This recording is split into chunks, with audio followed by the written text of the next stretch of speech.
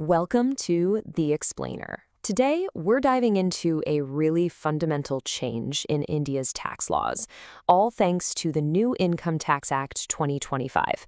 You'll want to pay close attention to this one because it's set to change the very language we use as tax professionals every single day.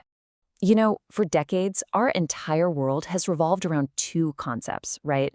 The previous year, that's when you earn the money, and the assessment year, when you actually pay tax on it. Well, the new act is looking to simplify all of that. So the big question is, are these terms we've used forever about to become history?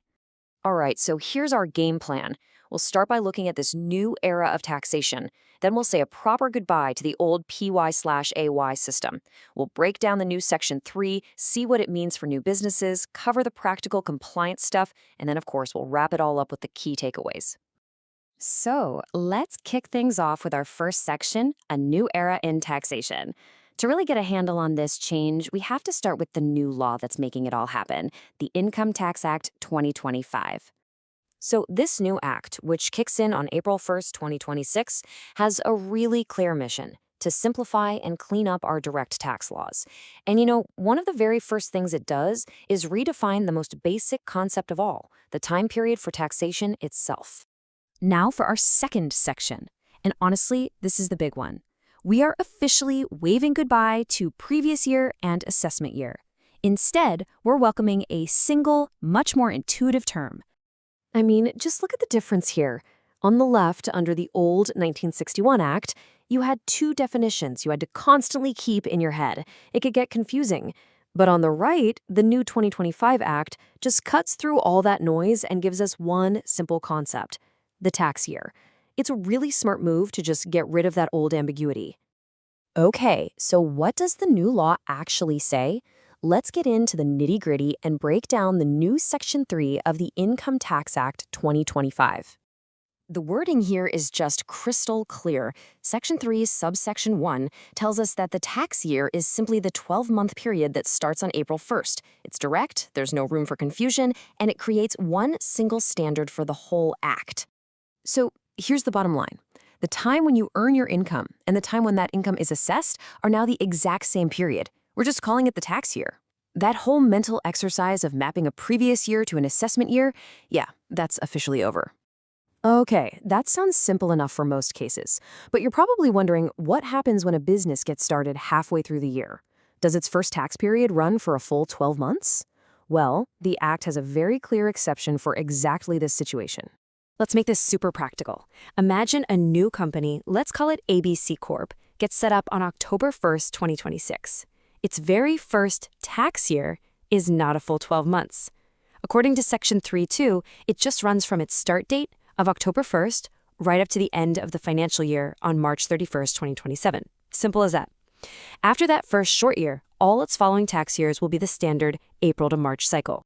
So understanding the law is one thing, but for all of us, tax professionals, accountants, business owners, the real question is, what does this mean in practice? Let's dig into the practical side of this big change. This shift to tax year means we need to get to work right away. All our internal templates, our accounting software, our reporting systems, they all need to be updated.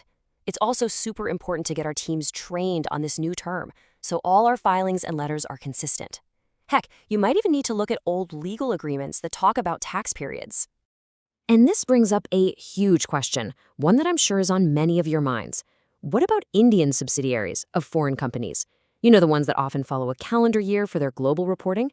Does this new act just force them to switch to an April to March cycle? And thankfully, the answer is no. The lawmakers were very practical about this. Section 322 actually gives these entities an out. It lets them stick to a different 12-month accounting period if they need to for foreign tax compliance or for reporting to shareholders. This is a huge deal because it means the law won't create unnecessary problems for global businesses. All right, we've covered a ton of ground here. So let's quickly pull together the most important points from our explainer on this new tax year concept. So let's just recap the big idea. We're moving from a sometimes confusing two-period system to just one simple tax year that runs from April 1st to March 31st. And for new businesses, that first year is just from their start date to March 31st. The whole point of this is to make our tax law, our communication, and all our paperwork that much clearer and simpler. And that leaves us with one final thought to chew on. The immediate goal here is definitely clarity, but think about the long-term impact. We're getting rid of a framework that has been argued over in courts for decades. So how might this change the very nature of tax litigation and legal interpretation down the road? It's a fascinating question, and one we'll see answered over the next few years. And that's our deep dive into the new tax year under the Income Tax Act 2025. If this explainer helped you get your head around this massive change, please do support the channel by giving this a like and subscribing for more content just like this. And as always, just a quick reminder, this explainer is for educational purposes. Tax laws can be tricky and they do change, so please make sure you consult with a qualified professional for advice that's tailored to your specific situation.